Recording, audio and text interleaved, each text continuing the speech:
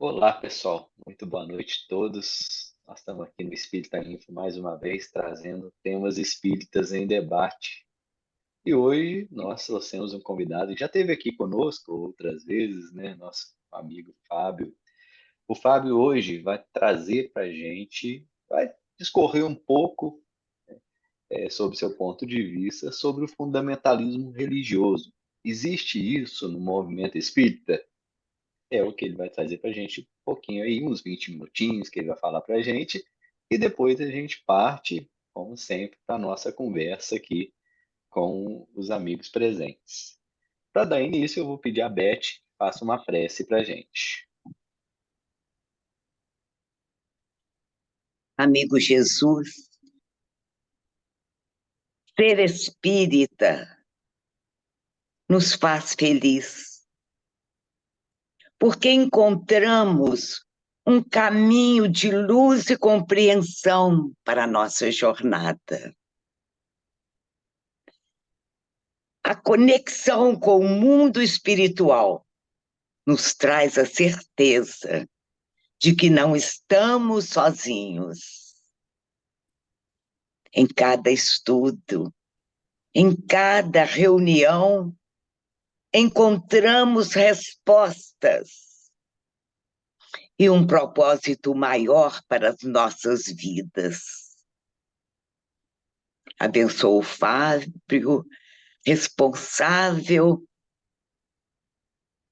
pelo comando do estudo nesta noite. E fica conosco, Jesus. Assim seja.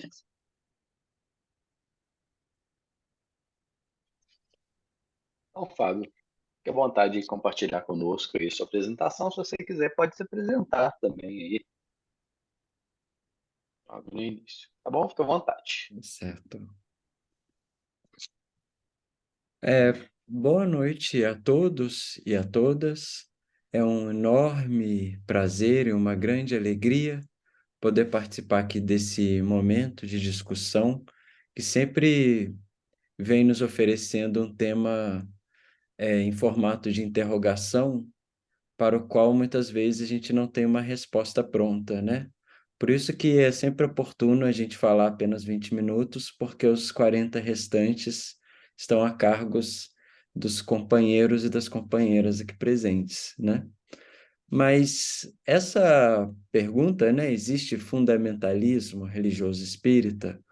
É uma pergunta que vem me interpelando há algum tempo, em face de determinados discursos ou de determinadas posturas que muitas vezes encontramos no debate espírita, propriamente no movimento espírita e muito particularmente nas discussões que atualmente se fazem dos espíritas diante da sua tradição, né? É bom lembrar que na semana nós completamos aí 167 anos do Livro dos Espíritos, 160 anos do Evangelho segundo o Espiritismo.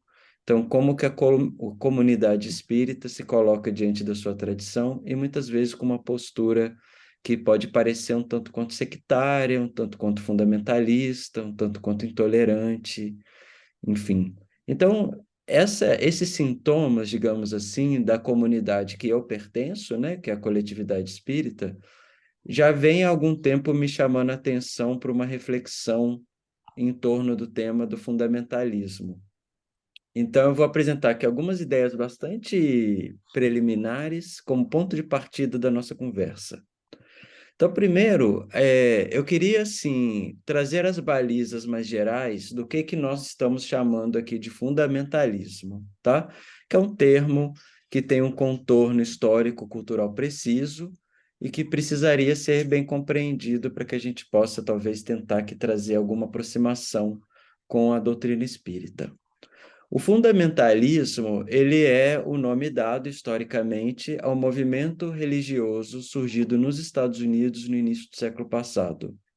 Então, não se trata de uma experiência mais antiga na tradição cristã, muito pelo contrário, ela é bastante recente no cristianismo, e esse nome é associado à publicação desses livros, né, que que receberam o nome de Os Fundamentos, né? O subtítulo era O Testemunho da Verdade, que foi uma coleção de ensaios e de artigos que delineavam uma leitura bastante estrita da tradição, no caso, evangélica nos Estados Unidos, no início do século passado, e que tiveram grande importância na constituição de uma certa teologia que marcou o início do século passado e tem consequências até os dias atuais.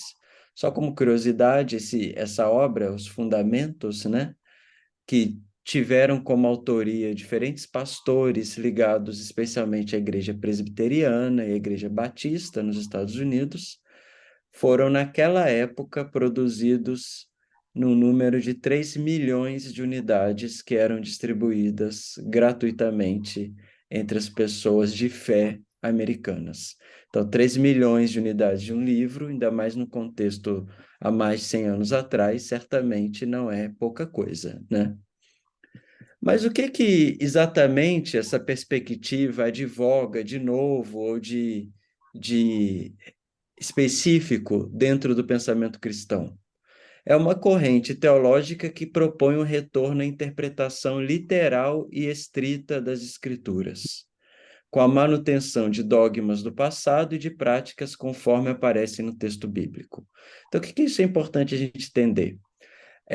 Desde o século XVI, as leituras e as reflexões teológicas foram enriquecidas por um lado, com o contributo próprio da filosofia, especialmente do racionalismo, e, por outro lado, com o contributo próprio da hermenêutica. Então, os estudos históricos da Bíblia começam junto com a modernidade e culminaram num grande avanço, digamos assim, interpretativo dos textos sagrados.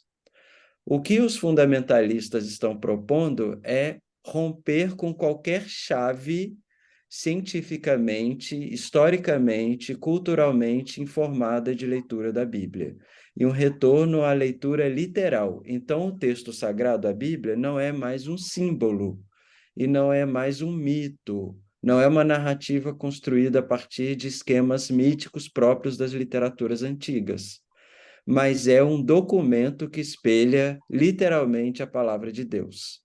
Então, esse é o ponto.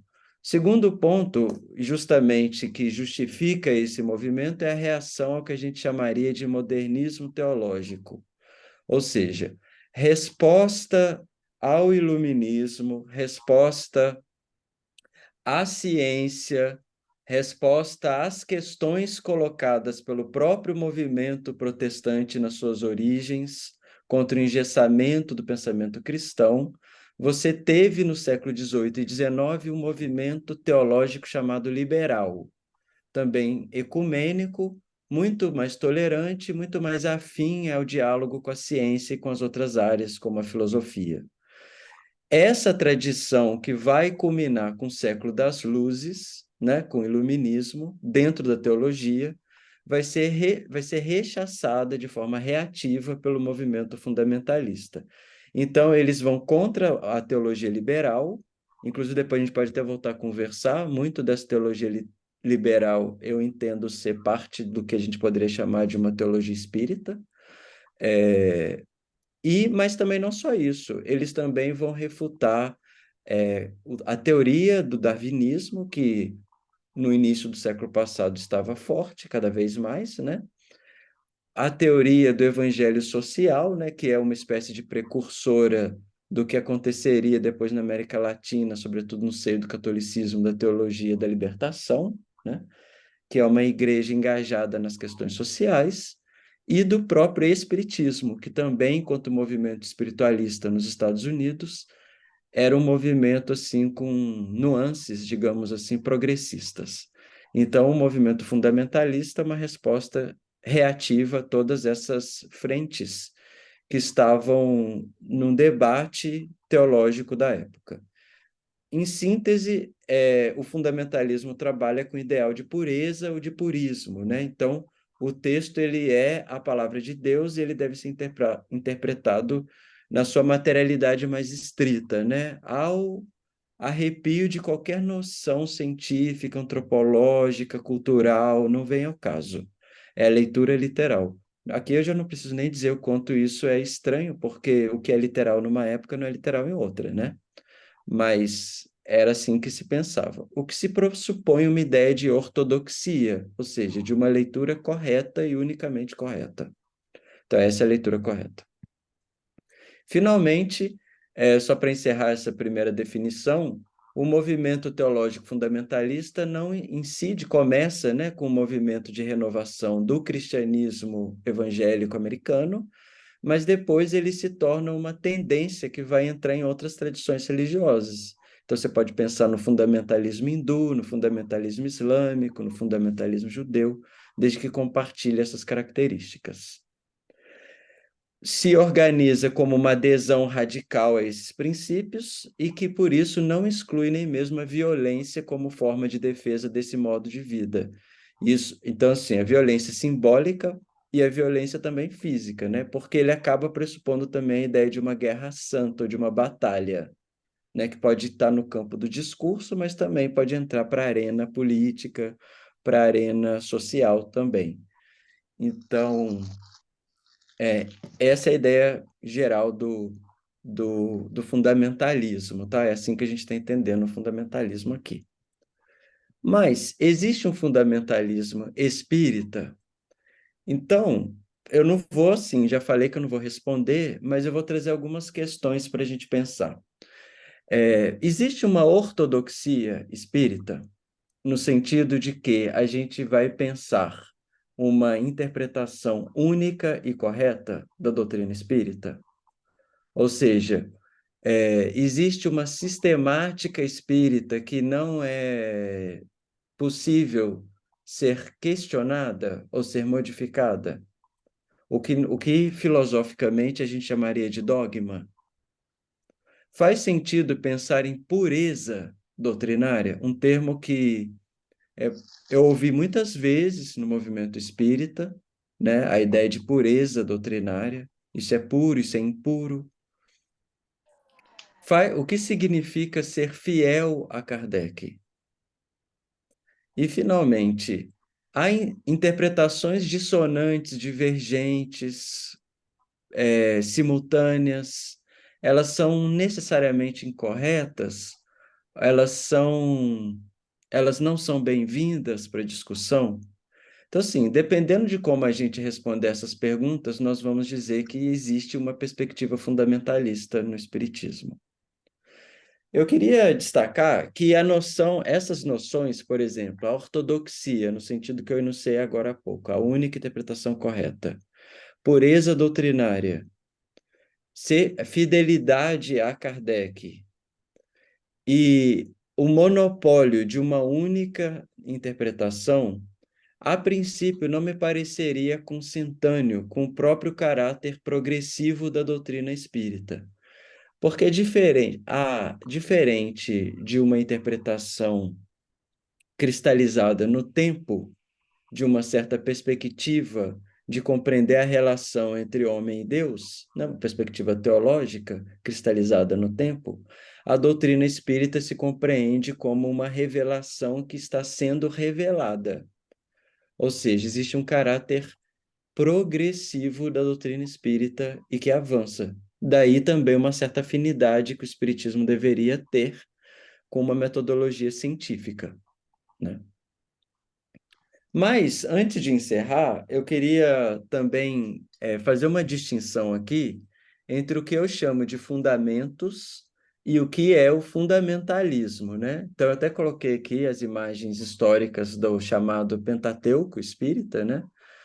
Que representariam os fundamentos do espiritismo. A, a coerência com fundamentos não é fundamentalismo, né? Fundamentalismo é você estar aprisionado dentro de uma perspectiva única de compreender os fundamentos e não sair dessa perspectiva única de compreender os fundamentos. Agora, coerência com fundamentos, isso não é necessariamente fundamentalismo.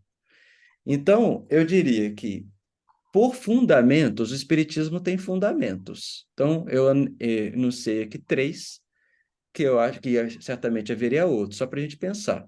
Então, assim, o Espiritismo, ele tem princípios filosóficos e religiosos que são admitidos e não são demonstráveis, tá? Eles são discutíveis racionalmente, mas não necessariamente demonstráveis, porque são princípios. Esse é o fundamento do... Quando eu penso em fundamento, eu falo em fundamentação metafísica de um sistema mesmo, de um sistema filosófico religioso como é o Espiritismo. Então, fundamentos são fundamentos. Então, espiritualidade, por exemplo, é um fundamento espírita. Não é necessariamente demonstrável, tanto é assim que o debate espiritualidade e materialismo continua até hoje, né? A gente tem, então, assim, existência de Deus, existência do Espírito, todas esses dogmas, entre aspas, são fundamentos espíritas, que são discutidos racionalmente, são possíveis de ser discutidos, mas não são demonstráveis, porque não são princípios científicos, tá? Esses fundamentos, eles têm como ponto de partida e como referência um conjunto de textos, que é a codificação. Então, a codificação não é o fundamento, ela é a expressão textual, discursiva dos fundamentos.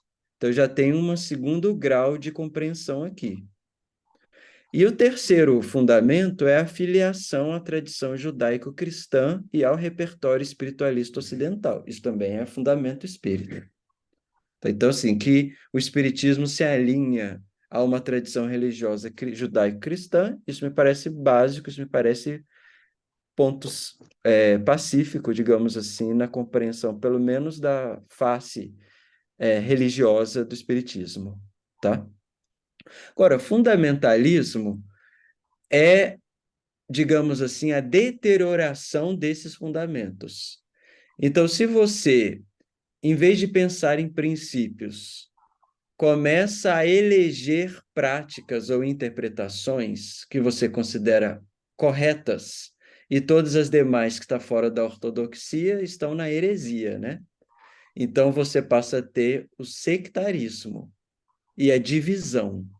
Então, quando você começa a pensar assim, olha, o espiritismo enquanto movimento na sua pluralidade, que é bastante plural, mas você começa a falar assim, não, mas aqui, nessa casa, esse é o espiritismo que se pratica a partir disso, disso, daquilo, aquilo lá para mim não é espiritismo. Quando você diz o que não é espiritismo, por diferença do que o que você julga ser, esse é a ideia do sectarismo, isso já é fundamentalismo. Porque quem tem o privilégio de definir espiritismo, não é verdade? Aí depois vem, em vez da codificação como texto base e como texto de referência, você começa a ter a perspectiva autorizada e a ideia de autoridade. Então, não basta a reflexão em torno do texto de referência, digamos, o Livro dos Espíritos, mas é o Eli que está comentando, não é qualquer um que está comentando. É a Beth Baesso que está comentando, não é qualquer um que está comentando. Então, quando você começa a trazer o pregador junto com a autoridade do texto, você começa a ter a ideia de perspectiva autorizada. E essa perspectiva pode ser por indivíduos, que vai se constituindo numa casta autorizada, né? Por exemplo, grandes médiums, grandes oradores e tal, como se eles lessem de forma melhor essas referências, ou então determinados textos. Você começa a eleger um cânon. Então, você pode falar isso aqui sim, isso aqui não, né? E, finalmente, a ideia de imobilismo, né? Ou seja, a ideia de que a coisa não evolui, não avança, não está aberta à reflexão, não está aberta à mudança, né? A um certo preciosismo, a um passadismo, né? Então, isso seria característica do fundamentalismo. Eu acho que o meu tempo está acabando aqui, acabou, na verdade, mas eu teria depois, para comentar, passagens da obra do próprio Kardec que sinalizam uma espécie de vacina contra o fundamentalismo, nessas perspectivas que eu estou aqui trazendo, né? Mas a gente pode voltar a conversar sobre isso depois. E aí eu Se abro, você porque eu também quiser, estou Fábio, curioso. se você quiser, você pode apresentar. O que que você acha melhor?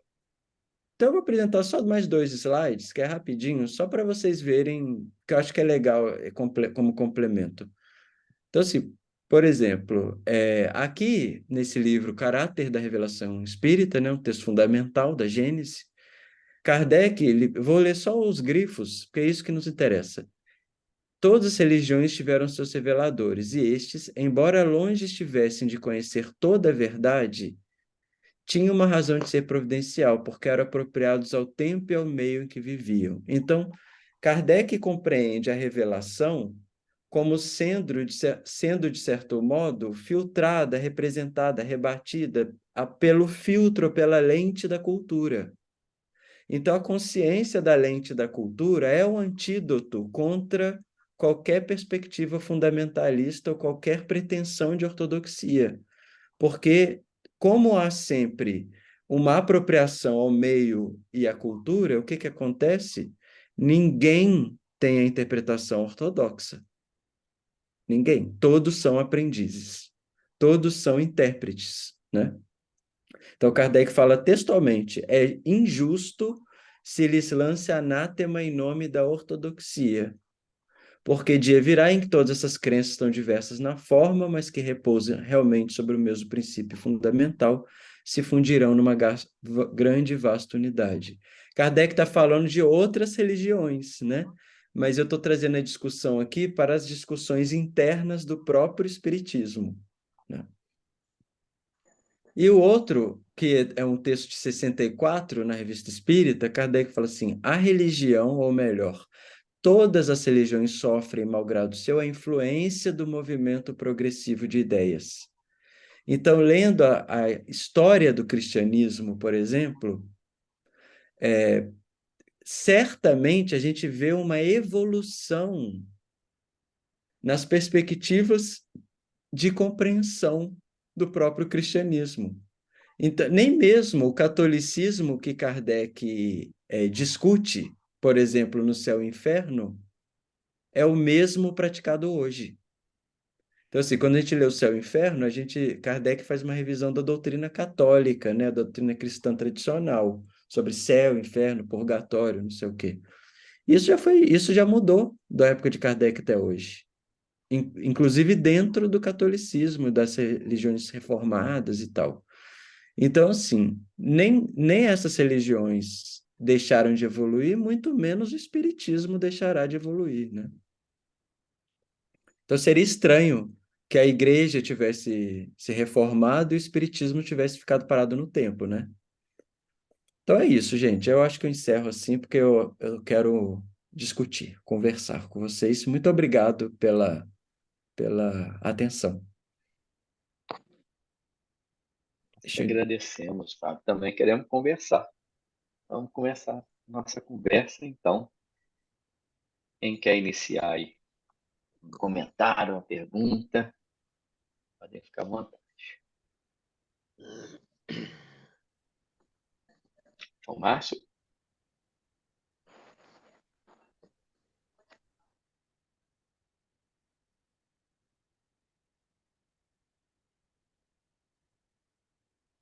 Eli? Obrigado, Fábio, pela apresentação e pela instigar o tema, né? A minha primeira pergunta não sei se é simples, né? Mas a questão é o seguinte: contrário a esse fundamentalismo, ou a ideia de um fundamentalismo, está a ideia de que as pessoas ou os grupos poderiam ter interpretações próprias ou divergentes a respeito de determinados temas e até a respeito de algumas coisas que são consideradas fundamento. A crítica que alguns fazem é que talvez isso leve a um relativismo exagerado, no sentido de que a gente se perca e cada um ache que o espiritismo é uma coisa diferente, né? E aí a gente acaba se perdendo nisso, né? Como que a gente poderia discutir essa crítica ou responder essa crítica de um relativismo exagerado, que, aliás, acontece em outras áreas, tem acontecido em outras áreas também, essa discussão sobre o relativismo, né? Como que a gente poderia discutir isso, ao mesmo tempo mantendo esse caráter, né, de liberdade de discussão, de divergência ou de questionamento de alguns pontos, até mesmo doutrinários? É ótima pergunta, Caro. Eu acho que o ponto de partida para a nossa reflexão, que é uma premissa fundamental, é uma certa humildade intelectual que nós, humanos, espíritos encarnados, deveríamos ter no trato não somente da ciência, mas também e especialmente no trato das questões que dizem respeito ao conhecimento da nossa relação com Deus ou com o sagrado. Então, essa humildade intelectual, ela nos impõe uma atitude de compreender que toda perspectiva de conhecimento que eu possa ter, ela é limitada pelo filtro cultural e espiritual e também cognitivo da minha competência nesse momento histórico em que eu me encontro. Então, isso é a premissa básica. Dito isso, isso não significa que nós, enquanto coletividades, nós, enquanto pessoas interessadas no cultivo do conhecimento ou da compreensão ou da iluminação, não busquemos, com os recursos de que dispomos, chegar ao conhecimento possível ao nosso grau de compreensão momentâneo. Isso é uma atitude filosófica. Então, o que eu quero dizer com isso?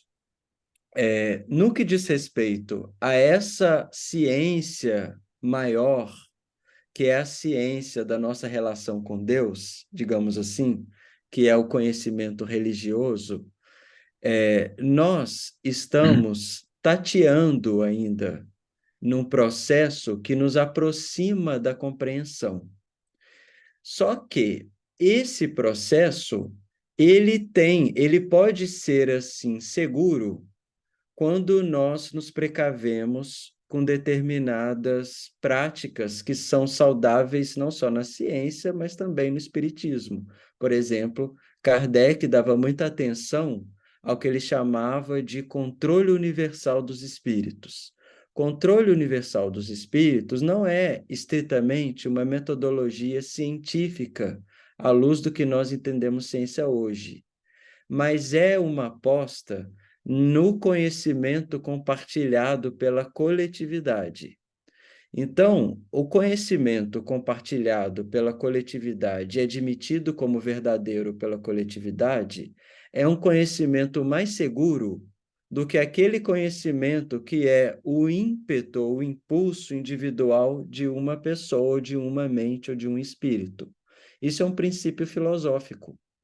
Então, nessa armadilha que, por um lado, eu tenho o tradicionalismo e o fundamentalismo, que é imposto de forma homogênea e de forma pouco razoável, e, do outro lado, um relativismo, que é uma dispersão individualista, subjetivista do conhecimento, eu acho que existe, por exemplo, a mediação do conhecimento pela coletividade, que é uma maneira de compreender esse princípio kardeciano do controle universal dos espíritos. Então, eu diria assim, nem tanto fundamentalismo, de forma alguma fundamentalismo, mas também não relativismo, e sim uma discussão social do conhecimento, porque, afinal de contas, nenhuma revelação nos atinge como uma graça divina. A gente não deixa de ser um espírito encarnado para ter acesso à revelação divina. Então, nós temos as nossas condições mediadas pela nossa subjetividade, pela nossa inteligência. Então, a gente tem que confiar nisso e construir os nossos consensos enquanto coletividade aqui. Então, eu acho que pensar nisso como meio termo é um antídoto contra esse relativismo individualista, assim, psicológico demais, e, por outro lado, uma ideia ultradogmática, fechada, imóvel da doutrina espírita. Não sei se eu me fiz claro, mas é assim que eu penso. Daí, pode falar, daí. Oi, Fábio, muito bom te escutar sempre. Ah, Brasil, né? O espiritismo no Brasil é um prato cheio, né, para se estudar e para se pesquisar. Principalmente agora que a gente tem, né, essa avalanche de informações, pelo menos históricas, de como foi implantado, mais detalhes, tudo. Então, essa divergência, se eu posso chamar assim, né, interpretativa que acontece no Brasil desde o século XIX, né, e essa disputa por uma verdade interpretativa, a gente sabe que sempre existiu aqui no Brasil. Mas, apesar disso, Kardec também construiu algo e legou algo para a gente que a gente sabe que foi meio deixado de lado no Brasil. Então, está tendo um resgate. Às vezes os debates são muito acalorados, a gente sabe disso, né? Mas eu tenho uma perspectiva assim: demorou 150 anos para a gente estar nesse caldo cultural de espiritismos, né? Se a gente pode falar assim, que a gente vive hoje aqui. Então, o diálogo sempre é necessário, né? Mas aí eu te pergunto assim: o diálogo em que base, né? Respeitando aquilo que chegou para a gente nas obras fundamentais do Espiritismo, com toda aquela sua progressividade que é intrínseca, né? A ela mesmo. O próprio Kardec legou isso e isso foi esquecido, né? E esquecendo essa progressividade, se admitiu como verdades ou como se aceitar crenças, dogmas, a gente pode até falar desse jeito, vindo de várias fontes, né? Então, toda aquela construção, né, sistemática que a gente tem nas obras fundamentais parece que dispersou totalmente. Então, como lidar com isso? A gente sabe que o diálogo é o caminho sempre, né? O debate é o caminho sempre, mas fica desigual, às vezes, um debate, né? Porque o nível de conhecimento, às vezes, do que a gente encontra nas obras fundamentais se choca, né? Às vezes, com uma própria incoerência doutrinária com aquela núcleo duro, aquela base, aquela que a gente tem. Eu queria te ouvir um pouco sobre isso, como a gente lida com esse tipo de coisa. Eu julgo que a obra de Kardec ela é o fundamento textual da doutrina espírita, né? A referência de base do edifício do conhecimento espírita, digamos assim. Então, é lógico que Kardec vai ter uma importância seminal em qualquer interpretação espírita, sempre. Por outro lado, eu tenho, assim, cada vez mais pensado, Adair, que existe o risco, muitas vezes, de a gente repetir uma leitura de Kardec fundamentalista, que é o seguinte: o texto de Kardec, ele é um texto que também está situado dentro de uma certa historicidade. Ele também responde a determinadas demandas que são ligadas ao horizonte de uma cultura específica no século XIX na Europa. A gente não deve perder de vista que o texto de Kardec é um texto. E como todo texto, embora ele contenha de forma seminal os princípios da nossa doutrina, ele não franqueia necessariamente uma única leitura correta. Então, o texto de Kardec, como qualquer texto que se prontifica a refletir sobre esse tipo de questão, ele precisa estar sempre sendo reinterpretado. Eu sei que não é esse o caso de você, porque eu conheço o que você escreve, eu li seu livro e tudo, mas eu me preocupo muitas vezes com um discurso de alguns espíritas que entendem Kardec como se fossem sagradas escrituras, porque, na verdade, essa postura elege uma interpretação. Ela não é consciente de que todo o texto é uma teia de significados. Então, isso para mim é um risco, porque me parece que o Espiritismo, com 2 séculos de atraso, está repetindo o que o cristianismo fez na época da Reforma Protestante. Então, os ciclos de reforma e interpretação são muito semelhantes. Então, a busca por uma ortodoxia que elege uma única interpretação eu acho muito perigosa. Então, assim, por um lado, Kardec é a base, mas eu acho que nem para que seja espírito, isso aqui é a minha posição, eu não preciso necessariamente encontrar em Kardec. Eu já vi pessoas que acreditam assim. Porque isso é muito parecido com aquelas pessoas que falam assim, está na Bíblia? Então não vale, entendeu? Porque é dinâmica a coisa evolui. Agora, com relação a outras correntes posteriores, em desacordo, digamos assim, com esses princípios básicos, então, assim, a gente tem, vamos imaginar hipoteticamente, o princípio do livre-arbítrio kardeciano. Se a gente tem uma perspectiva numa obra espírita posterior que vai contra o livre-arbítrio, aí eu acho que é uma incoerência em relação a princípios. Então, eu posso fazer um juízo com base em princípios. Então, eu vou falar, olha, essa obra aqui, ela está contra o princípio do livre-arbítrio. Não sei se eu toquei muito superficialmente na sua questão, mas eu queria só mesmo chamar a atenção, porque também o texto de Kardec deve ser pensado de forma complexa.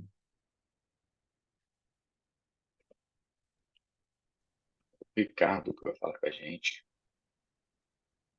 Oi, pessoal, oi, Fábio. Muito bom ter você com a gente aqui mais uma vez. Obrigado por essa colher de chá.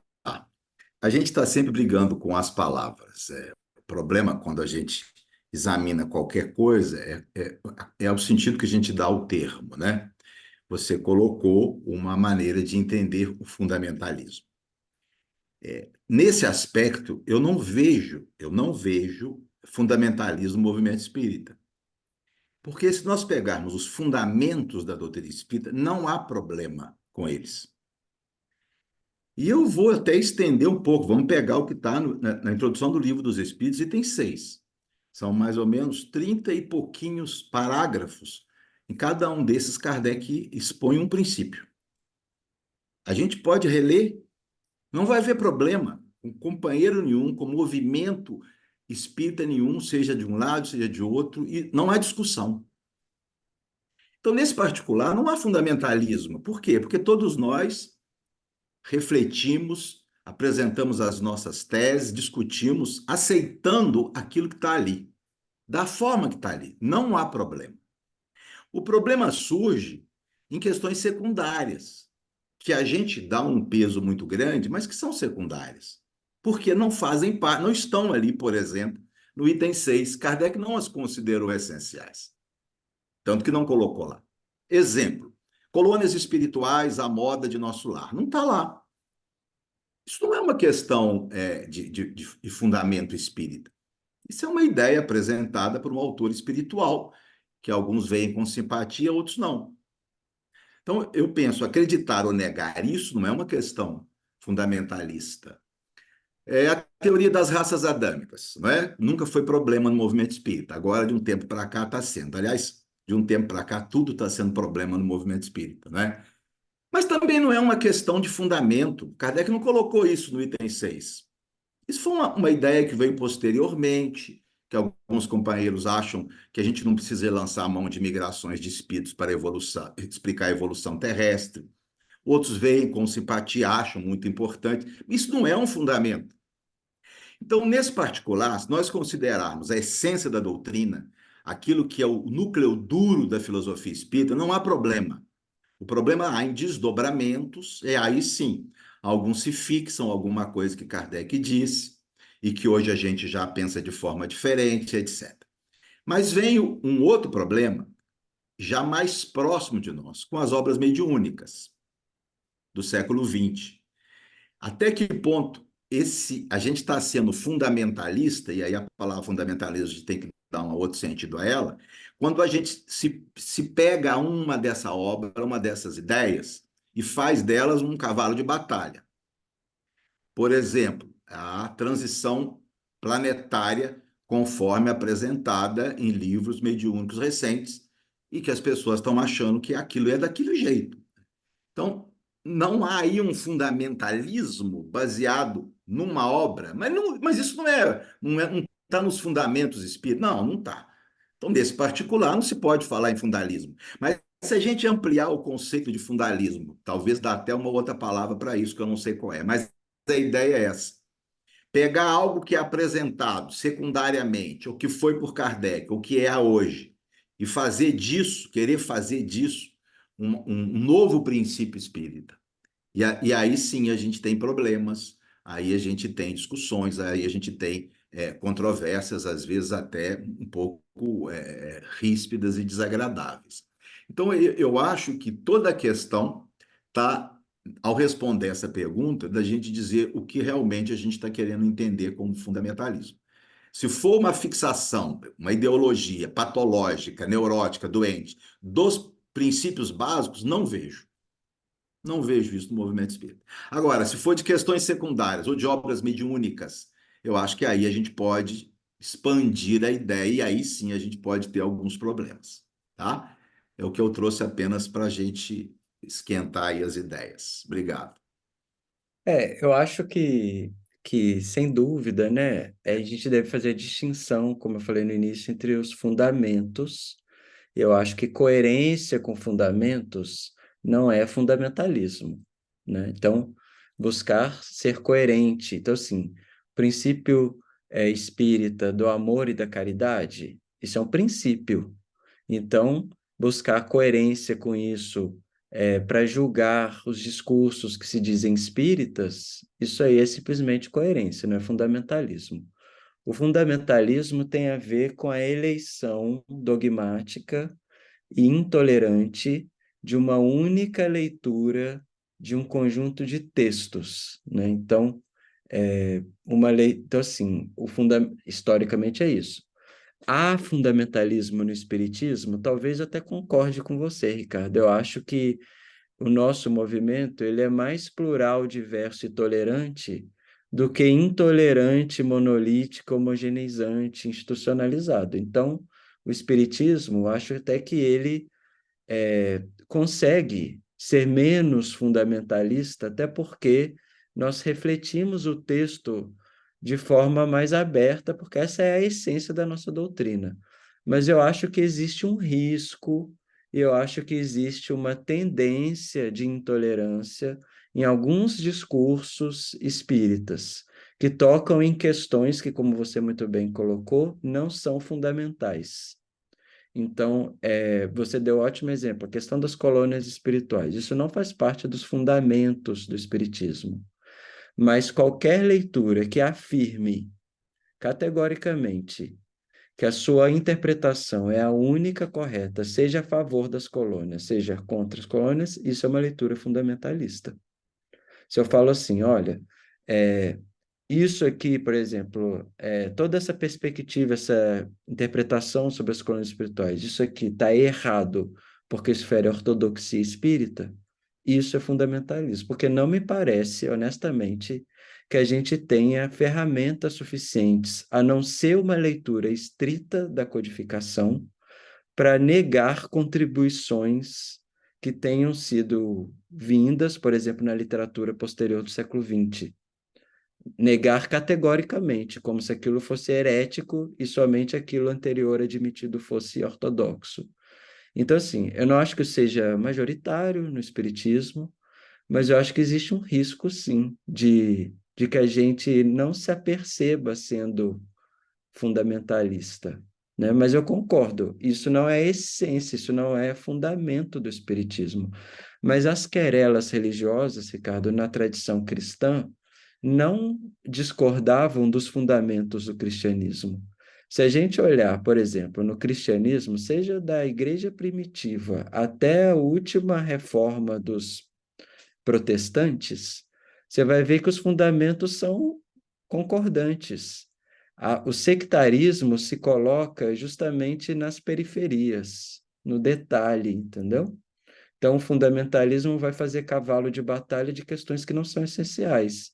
Uma atitude não fundamentalista não daria essa importância toda para esse tipo de divergência, eu penso.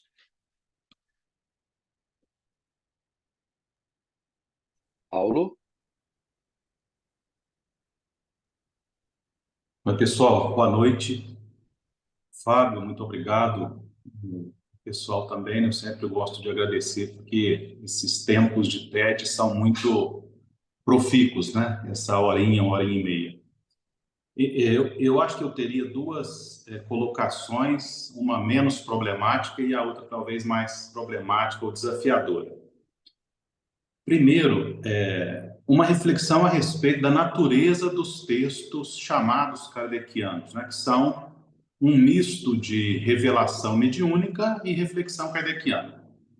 Esses textos me parecem ser textos de uma natureza diferente dos textos chamados sagrados, tanto os da antiguidade quanto os da modernidade, né?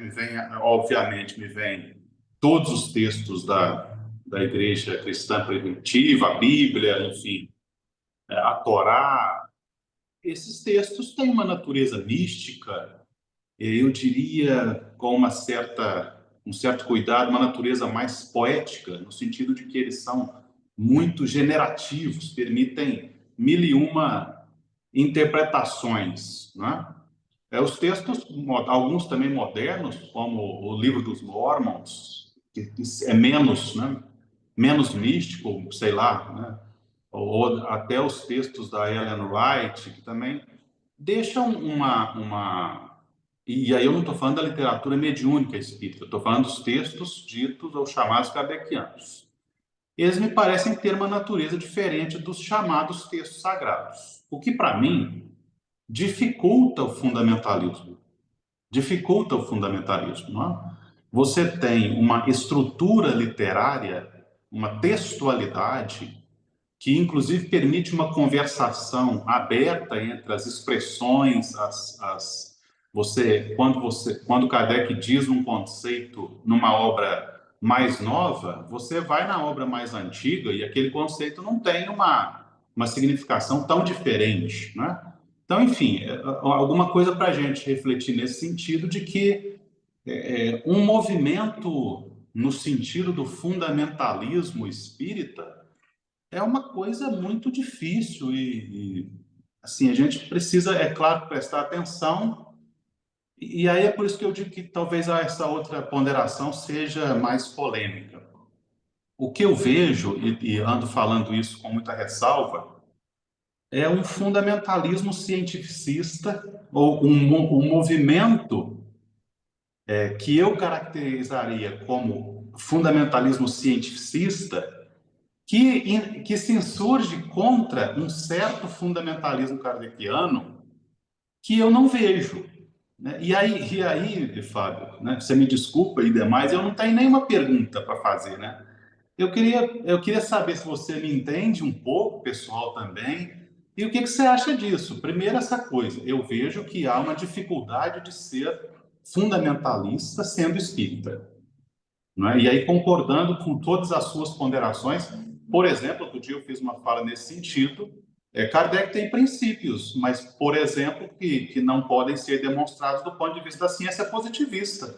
Então, são princípios de natureza metafísica, ontológica, né? São discussões de outra natureza. E aí é que eu vejo um movimento que se insurge contra o movimento espírita e, às vezes, talvez até imperceptivelmente, sem querer, contra as obras kardecianas e os próprios princípios espíritas, enquanto princípios oriundos da espiritualidade, né? E que eu entendo que é fundamentalismo cientificista, que muitas vezes incorre, para encerrar, num anacronismo horroroso, né? Que deixa a gente meio confuso. Meio confuso, e eu fico até meio, sei lá, entusiasmado, né, para não dizer. Mas enfim, é isso. Vou ser super breve também, porque tem mais gente inscrita.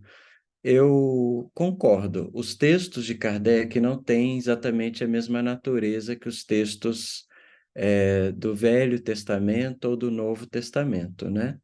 No entanto, o fato de, mesmo assim, hipoteticamente, se a gente pensássemos os textos de Kardec como um texto mais objetivo, porque é mais próximo da nossa maneira de ler e de compreender um tratado, poucos levam em consideração que a obra kardeciana é extremamente polifônica, que são várias as mentes, os intelectos que contribuem para essa obra, inclusive com muitas figuras de espíritos vinculados a tradições católicas, São Luís, Santo Agostinho.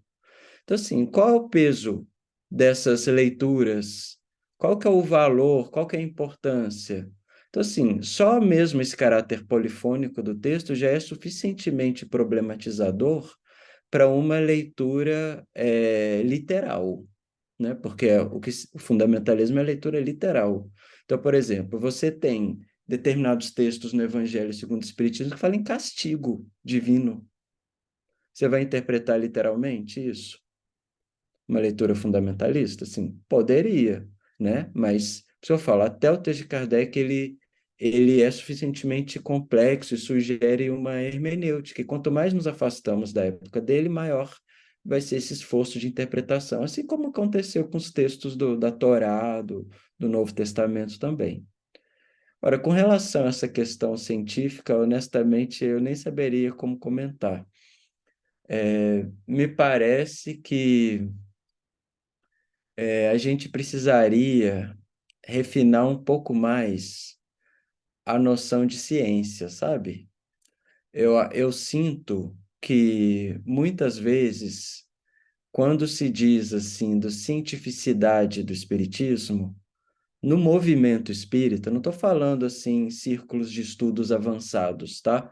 Mas estou falando assim, no movimento espírita, eu tenho a impressão que se apega muito ao que se chamou ciência no século XIX, que hoje, em vista das novas epistemologias, sobretudo em ciências humanas, deveria ser repensado, né? Então, certo positivismo, ideia de verdade absoluta, mas eu acho que isso é um tópico tão complexo que escaparia aqui a nossa discussão. Mas eu acho que é uma reflexão muito pertinente que se deve fazer. Esse tópico aí a gente pode levar para um outro TED, né, Fábio? É, Tem mais tempo para isso. Aliás, falando do tempo, né, gente? Nós vamos até 9h15, tá? Para aqueles que estão pensando que está acabando o tempo, não tá, não. Eli, fala com a gente. Muito rapidamente, que eu já falei, tem mais gente para falar. Eu só queria tocar rapidamente no que o Ricardo comentou sobre o que às vezes é chamado de um núcleo duro, ou de princípios, ou de fundamentos, do Espiritismo. Seria tudo muito bom se todo mundo concordasse o que está nesse núcleo duro. Eu acho que as discussões surgem justamente porque pessoas diferentes, autores diferentes, né, estudantes diferentes, querem colocar nesse núcleo duro coisas muito diferentes, né? E aí que surge a discussão, porque até uma palavra que você usou nos slides, né, a questão da autoridade. Quem tem autoridade para dizer qual é o núcleo duro? Eu posso dizer, são esses itens que Kardec colocou no início do Livro dos Espíritos. Mas não só é uma minoria que conhece esses itens e que já leu, porque em vários grupos de estudo do Livro dos Espíritos, as pessoas pulam a introdução, não, vamos para as perguntas, né? E não leem a introdução, como também pode se questionar, mas com que autoridade são só esses, ou são todos esses, apenas os itens que constituem o núcleo duro? Essa talvez uma questão, principalmente para aqueles que estão no movimento e que, como você falou, às vezes não aprofundam nessas discussões. E às vezes até quem está fora do movimento, né? Tem vários colegas não espíritas que acham que a discussão espírita é em torno disso. Transição planetária, colônia espiritual. Não é sobre o núcleo duro. O que chega na periferia, como espiritismo, é essas questões. Cirurgia espiritual, passe, água fluidificada, que está na periferia, mas é o que toca as pessoas. E é onde surgem as maiores discussões. porque da maioria das vezes no movimento espírita, essas que vão ser consideradas as questões fundamentais, até porque estão na prática, muitas vezes, das pessoas, e não aquilo que a gente considera os princípios, os fundamentos, sobre o qual realmente é mais difícil a gente encontrar uma divergência. E só uma outra observação, lembrando que a nossa pergunta foi sobre o fundamentalismo religioso. Isso implica que só faria sentido, pelo menos no meu modo de entender, a ideia de um fundamentalismo quando se encara o espiritismo exclusivamente como uma religião. Se a gente abre o espiritismo para além dos conceitos religiosos, essa ideia de fundamentalismo fica ainda mais difícil de ser sustentada, né? É mais ou menos no aspecto, no chamado, entre aspas, aspecto religioso do espiritismo, que a gente encontra mais campo para surgimento dessas ideias fundamentalistas.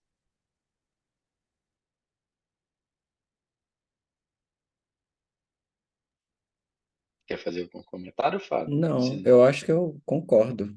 Eu acho que não tenho que acrescentar nada. Quero ouvi-los. joia. Então vamos ouvir o Leandro. Leandro, fica à vontade. Você está com o áudio fechado, Leandro. Boa noite a Aí. todos. Parabenizar o Fábio pela apresentação. Eu vou aqui já na minha primeira participação discordar um pouquinho do Eli, que me recebeu, né? No seguinte aspecto, eu acho que o fundamentalismo, nesse sentido mais ruim do termo, como um ismo, né? Ele não se opõe, ele não é a antítese da flexibilização do espiritismo, né? Eu até trouxe aqui o Leonardo Boff tem um livro, né, Fundamentalismo, Terrorismo, Religião e Paz, Desafios para o século XXI. Ele vai dizer: fundamentalismo representa a atitude daquele que confere caráter absoluto ao seu ponto de vista. Então, a Dora Encontro, ela considera o espiritismo como um projeto pedagógico. E a educação, segundo o espiritismo, ela é necessariamente dialógica, né? E a pergunta que foi feita não é se o espiritismo, abstratamente, existe um fundamentalismo religioso no espiritismo, se existe um fundamentalismo religioso em Kardec. Não, não é isso. A pergunta é se o movimento espírita brasileiro tem fundamentalismo religioso. Eu acredito que sim. Porque, veja, esse, esse cenário aqui é um cenário antifundamentalista. Por quê? Porque todos estão trazendo o seu ponto de vista sobre um determinado tema, né? Quando eu falo da flexibilização, a Sandra Jaqueline Stoll, né, no livro Espiritismo à Brasileira, ela diz que Kardec é o ato fundador. Não dá para você falar de espiritismo sem Kardec. Ele é o ponto de partida necessariamente. Eu me lembro da apresentação do Adair, quando ele falou do paradigma espírita, né? Esse paradigma espírita, que seria o núcleo duro, esse programa, né, do paradigma espírita de Kardec, ele não foi ultrapassado. É verdade, a gente sempre precisa dialogar com Kardec, mas não dialogar nessa perspectiva fundamentalista, nessa perspectiva de verdade única, né? E eu acho, pelo menos a experiência que eu tenho aqui, que as casas espíritas, majoritariamente, não estão abertas a essa discussão dialógica. Elas não estão abertas, né? E e o ponto que eu queria trazer, eu queria ouvir o Fábio, é porque quando a gente imagina a doutrina espírita, a gente muitas vezes critica Kardec, mas para confirmar o nosso ponto de vista, a gente vai citar normalmente Kardec. Isso é o meu paradoxal, mas acontece muito, né? Kardec disse, então mesmo a gente tem essa bengala. Quando a gente está discutindo em determinado momento, a gente vai citar Kardec como se fosse a verdade absoluta. E logicamente que não. Uma pessoa que produziu 22 livros, ou 32 para alguns, uma pessoa que trabalhou durante 15 anos no século passado, logicamente que não é tudo que ele nos deixou que nós iremos receber irrefletidamente, né? Então, queria ouvir o Fábio um pouco mais sobre isso, né? Acerca do movimento espírita brasileiro, qual é a percepção dele? Esse nosso movimento, ele é dialógico? O estudo sistematizado da doutrina espírita é dialógico? As palestras públicas são dialógicas? Porque é lá que está o movimento espírita. Nós aqui fazemos parte do movimento espírita, mas não fazemos do movimento espírita hegemônico, pelo menos no formato que nós estamos trabalhando aqui. Então, gostaria muito de ouvir o Fábio sobre isso, né? A perspectiva mesmo sociológica, antropológica, do movimento espírita brasileiro, qual é a percepção dele, né? E, se for possível, que você falasse um pouquinho também, fizesse o link do fundamentalismo, nessa perspectiva ruim que eu estou falando, e a caridade na ótica do Allan Kardec. Que ele fala um pouquinho do fundamentalismo, nessa questão de você se fechar em determinado gueto, que seria uma atitude até mesmo que não seria uma atitude de caridade. Eu vi aqui que o Mauro ele tinha falado isso aqui, ele tinha falado acerca da caridade, né? E eu costumo dizer que quando a gente estuda uma lei física, a gente nem fica melhor nem pior. Mas quando a gente estuda uma doutrina como a doutrina espírita, que fala de leis morais, a gente vai sair de lá diferente, não sai igual. Então, acho que esse vínculo também com a caridade, até para resgatar Kardec, é importante. Seria isso. Ótimo. Vou começar de trás para frente. Eu acho que, ao subscrever de forma clara a ética do Cristo como fundamento ético da prática espírita, Kardec já trouxe para a gente uma referência fundamental, a ética cristã. E nessa ética que a gente pode aurir, por exemplo, do Novo Testamento, se a gente faz uma leitura atenta, uma leitura informada, historicamente, uma leitura não fundamentalista, a gente vai ver que o Cristo, por exemplo, ele, muitas vezes, ele surpreendeu os seus coetâneos judeus ao propor interpretações inovadoras da lei, que eram interpretações que caminhavam no sentido da inclusão, do amor, da caridade, interpretações que eram menos rigoristas do ponto de vista do atendimento a determinadas práticas, tudo está no Evangelho. Então, é claro que, se a gente pega o exemplo de Jesus, que sendo judeu era um heterodoxo, né? Tanto é assim que a sua mensagem causou mal-estar enquanto ele esteve encarnado, né? Nós já teríamos aí uma ideia do que seria uma prática religiosa mais autêntica, né? Não é aquela que ficaria preso na sinagoga nas práticas engessadas que lhes tinham sido transmitidas, né? Olhando para nós espíritas hoje, eu acho que nós temos uma vantagem.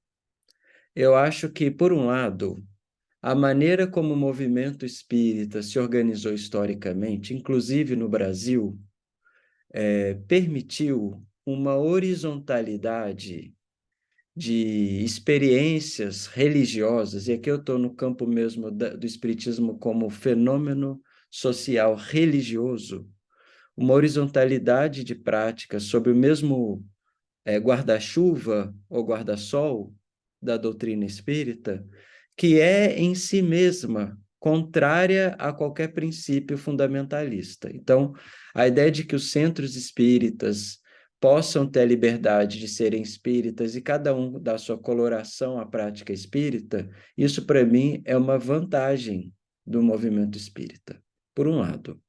Por outro lado, hoje em dia os historiadores, né, até o próprio Adair, com o livro dele sobre o Torteroli, que documenta muito bem isso, tem mostrado que essa construção que é o status quo do movimento espírita hoje, ele não se desenvolveu de forma pacífica e sempre fraterna e sempre tolerante, né? Houve no passado e ainda existe muito debate ideológico, digamos assim, entre correntes do próprio movimento espírita, né? A gente não pode tapar o sol com peneira e fingir que não existe, né? Existe sim o movimento espírita hegemônico, o movimento espírita que tem as suas práticas, que busca instruir e mesmo coordenar o movimento espírita institucionalizado no Brasil, que tem o seu bônus, mas também tem o seu ônus. E eu acho que existe também em determinados centros espíritas práticas que não são dialógicas, como você falou, né? Que são bem pouco propensas à reflexão até. Mas, em que pese isso, eu acho que o espiritismo ele ainda é mais aberto, digamos assim, ou ele sobrevive no caráter de abertura, porque se a gente for suficientemente vigilante, né, que permita a discussão, o arejamento e a reflexão, né? Eu acho que eu acabo tendo uma posição positiva sobre o movimento espírita. Eu trago essa ideia como um alerta, porque às vezes eu me surpreendo com discursos sectários no movimento, com discursos intolerantes no movimento. Mas, assim, eu sou espírita desde a adolescência, né? Já tem muitos anos, décadas.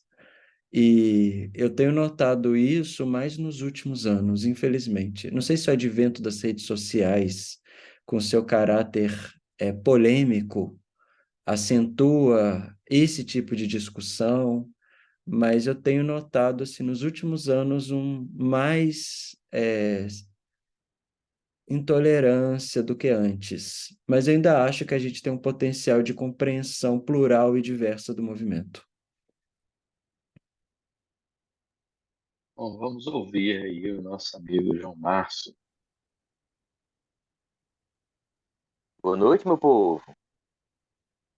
Eu tô com pena do coordenador. Se virando nos 30 com o tempo, é teu karma, viu? Mas, novamente, o Fábio deu um show. Parabéns, meu amigo. Muito bom, como sempre. Eu concordei em gênero, número e grau com o amigo Leandro Macedo. Achei bem pertinente suas colocações. Volte mais vezes, viu? Nosso grupo precisa de pessoas com você, com a sua lucidez, com a sua inteligência, sua sabedoria. Foi muito bom. Fábio, eu acho, salvo engano, você deve ser o 8º ou 9º convidado, pesquisador, estudioso do Espiritismo, que vem aqui e diz a mesma coisa. A sua fala fortaleceu o que outros anteriores também já disseram, embasado nos seus estudos acadêmicos, científicos, teológicos, enfim, que é o seguinte: os princípios espíritas não são demonstráveis. Então você apenas confirmou o que esses outros estudiosos trouxeram, né? Aí eu pergunto, os grandes tribunos da ciência espírita, não só na Europa, a gente lembrar aqui de Paul Gibier, Gustavo Gillet, Bolzano, Gabriel Delany, Alfred Russell, William Crookes, no Brasil também, Hernani Guimarães, Hermínio Miranda, eles acreditavam o contrário, que era possível sim demonstrar. E não só isso, eles escreveram que fizeram isso. Demonstraram cientificamente os princípios espíritas. A minha pergunta é, todos esses grandes estavam tudo errado? Só quem está certo são os cientistas atuais? Alfred Russell não sabia fazer ciência? William Crookes não sabia demonstrar cientificamente o fenômeno, um objeto de estudo? A minha pergunta se resume em: será que o fundamentalismo religioso brasileiro não inibiu a pesquisa e a ciência espírita? É com você, meu amigo. Novamente, muito obrigado, João Márcio, pelas suas palavras. Para mim é um enorme prazer participar aqui do TED. Tenho muito carinho por muitos companheiros aqui. Só não participo mais porque coincide com a atividade na primavera que atualmente eu participo, né? Mas, olha só, eu acho o seguinte, para a gente pensar. Princípio, quando a gente fala em princípio, a gente está falando em arcabouço metafísico, né? De compreensão da realidade. Princípio é essencialmente filosófico. E a nosso modo de compreender, para a gente possa começar a compreender uma coisa, nós já partimos de princípios. E princípio não é demonstrável. Ó, filosoficamente, um princípio, eu existo, né? Não é, embora todo mundo aqui possa pensar que isso seja banal, mas não é. Princípio da existência humana. É um princípio. Tem como demonstrar isso? Não. Tem como você filosofar sobre isso? Sim. Descartes fez isso, né? Penso, logo existo. Então, quando a gente pensa em princípio, a gente está pensando em arcabouços fundantes da realidade, são filosóficos. A ciência parte de princípios, também ela. Então, a ciência não se ocupa da especulação metafísica, ela apenas propõe teorias explicativas. Então, em tese, a ciência não se preocupa com o quê, e sim com o como e o porquê, né? Então, eu acho que existe uma distinção. É possível pensar numa ciência espírita? É possível pensar numa ciência espírita. Eu acho que esses nomes que você citou tentaram, dentro da sua época, fazer uma ciência espírita no horizonte do que se compreendia ciência em sua época, né? Na epistemologia da sua época. E acho que eles não demonstraram princípios, eles demonstraram teorias ou interpretações, mas não princípios. Então, assim, numa pesquisa, eu não conheço bem, tá? Estou pensando com você, porque, assim, numa pesquisa sobre comunicação dos espíritos desencarnados, digamos assim, você elabora uma teoria e você pode demonstrar, evidentemente, que aquela mensagem que você produziu no experimento corrobora a teoria de que ela é oriunda de uma inteligência externa àquele corpo. Mas isso é teoria. Mas isso não prova o princípio essencial de que a natureza humana é transcendente. Isso é ponto de partida. Então, eu penso assim, né? A ciência, ela parte de princípio. O que eu vejo, às vezes, é que a ciência... por que que essa ciência espírita, muitas vezes, ela ficou no rodapé da história da ciência? Né? Se pegar, assim, história da ciência do século XX, você vai ver os grandes nomes da física, da química, da matemática, mas esses cientistas, eles não são sempre lembrados, ou quando são... Por exemplo, a própria... aquela que ganhou o Prêmio Nobel de Física, né? A Corrêa. Curie, né? Diz, né, que em certo momento da sua vida ela se interessou pelos fenômenos espiritualistas, né? Inclusive ela chegou a tentar fazer determinadas investigações, mas por que que ela não é lembrada por isso? Porque justamente essa ciência espírita parte de princípios filosóficos que não foram corroborados pelo paradigma da ciência não espírita. E princípio, aí a gente está pensando numa questão de paradigma. Não é que a ciência contemporânea é melhor do que a anterior. É porque ela não compartilha certos princípios, como, por exemplo, da transcendência humana. A gente vai mudar isso? Pode mudar, né? A ciência também evolui, os paradigmas se alternam.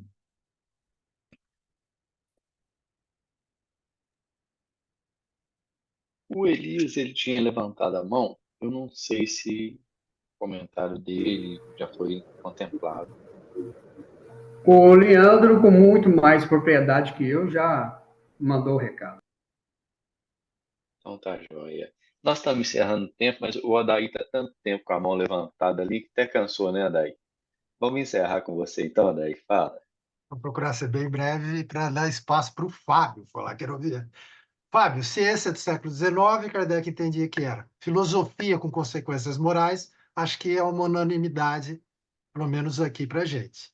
Aí eu pergunto, essa filosofia com consequências morais, o mínimo necessário é conhecer os seus princípios. Foi o que o Kardec procurou trazer para a gente. O Leandro trouxe algo muito interessante, né, que é a pergunta geral, né, essa pergunta que move o TED hoje. Existe uma distância abissal entre o que a gente vê na prática nos centros espíritas, apesar de eu concordar com esse pluralismo, achar que ele é necessário, né? Mas eu acho que as suas raízes são outras, né? Apesar de ele ser bom, né? A gente ter essa liberdade, essa pluralidade, até religiosa mesmo, né? É uma conquista, né? Nossa, né? Do Brasil. Mas, vamos ficar na pergunta agora. Essa falta de diálogo, pela falta de conhecimento dos princípios que a gente encontra nas obras fundamentais de Allan Kardec, não dificulta esse diálogo, por exemplo, entre esse grupo, né, que é um grupo que debate, estuda, e o que a gente vê na prática. Por Concordo causa totalmente. desse fundamentalismo que se fecham as pessoas nessas várias, né, nessa pluralidade. Eu acho que sim, acho que dificulta muito. Eu acho que para que a gente possa ter uma perspectiva não fundamentalista, a gente tem que ter conhecimento de causa, né? Eu acho que a gente deve estar atento a, a essa tradição de 160 anos da codificação, as leituras que foram feitas sobre ela, os embates, aos próprios textos de Kardec. Eu acho que sim, eu acho mesmo, Adair, que embora os espíritas leiam bastante, consumam bastantes livros, talvez até muito acima da média de outras religiões, eu acho que nem sempre se lê corretamente ou se lê bem, sabe? Ou o suficiente. Muitas discussões ficam na superfície, muitas discussões ficam no caráter mais periférico do que é a doutrina espírita. A doutrina espírita é muito profunda, é profundíssima, né? E a gente precisaria estar voltando mesmo a Kardec para relê-lo com mais atenção, com mais recursos, inclusive lendo coisas fora também do espiritismo, sabe? Eu acho que, por exemplo, essa vinculação do espiritismo a essa tradição judaico-cristã, ela não caiu do céu como um passe de mágica, sabe? Eu acho que a gente tinha que entender um pouco mais isso. Você mesmo comentou aqui no bate-papo, até respondi, né? Que nós temos uma teologia no Espiritismo. Temos, eu creio que haja uma teologia no Espiritismo. Só que é diferente, só que ela não é refletida, sabe? Muitas vezes por preconceito. Muitas vezes as pessoas falam, nossa, não existe teologia espírita. Mas existe. Tem um pensamento sobre Deus, tem uma história, tem uma recepção de ideias anteriores que Kardec, direto ou indiretamente, recebeu e que os espíritos que participaram da codificação também tinham. Sabe? Como a gente, por exemplo, vou pegar mesmo as obras do Chico Xavier. Eu, particularmente, acho que são obras que contribuíram muito, assim, para o espiritismo, né? Tem uma coisa ou outra, uma questão ou outra que eu acho que merece ser repensado. Tem mesmo algumas obras que não são boas, mas acho que, de forma geral, eu acho que foram contribuições. Mas como a gente vai ler, por exemplo, a obra do Chico sem levar em consideração aquele espírito completamente imbuído de um certo catolicismo popular do interior de Minas Gerais do século passado, sabe? A revelação ela não cai neutra, pura para nós. Ela cai misturada. Então não há pureza, o que há é mistura. Então no meio dessa mistura toda, eu acho que o espírita de boa vontade, ele tem que fazer o esforço de ir limpando o campo, né? Vamos limpar o campo para compreender melhor, mas tem que ter boa vontade, né?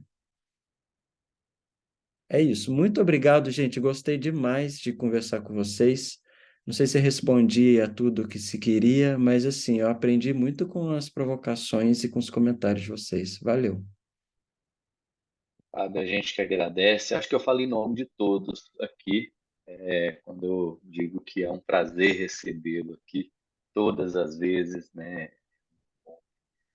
Ter você dividindo seus conhecimentos, suas reflexões conosco, a tranquilidade e segurança com a qual você passa é realmente muito especial. Então, nós agradecemos mais uma vez, contamos que você possa voltar em outros momentos, né? E para quem quiser continuar comentários, vai estar o vídeo gravado lá no site do Espírita Info e também no YouTube, você pode fazer comentário a respeito disso, né? Nós voltamos no dia 3 de maio com o TED, mesmo horário, às sextas, 20 horas. E agora, antes de encerrar, eu vou pedir ao nosso companheiro Zenóbio para fazer uma prece. Vamos elevar os nossos pensamentos a Jesus, agradecer a essa oportunidade de estarmos aqui reunidos, agradecendo ao Fábio pela excelente aula que nos deu na noite de hoje, aos nossos participantes todos aqui, o Adair, que há muito tempo nós não vimos, o Leandro por aqui, o João Márcio, etc. Que essa paz que envolve os nossos corações permaneça conosco durante toda a semana até o próximo TED. Sabemos que as reflexões vão ficar borbulhando em nossas mentes, para que possamos compreender os ensinamentos que aqui hoje nós ouvimos, escutamos e aprendemos. Faça, Senhor Jesus, que essa vontade de melhorarmos cada vez mais, através dos conhecimentos adquiridos, possam ser a base de nossa transformação moral, a qual todos nós estamos sujeitos. É o nosso destino. Sendo assim, que essa sua presença permaneça conosco durante toda a semana e até o nosso próximo encontro. Muito obrigado, Jesus. Permaneça conosco hoje e sempre. Que assim seja. Assim seja. Parabéns, Fábio. Boa noite, Obrigado, gente. pessoal. Boa noite.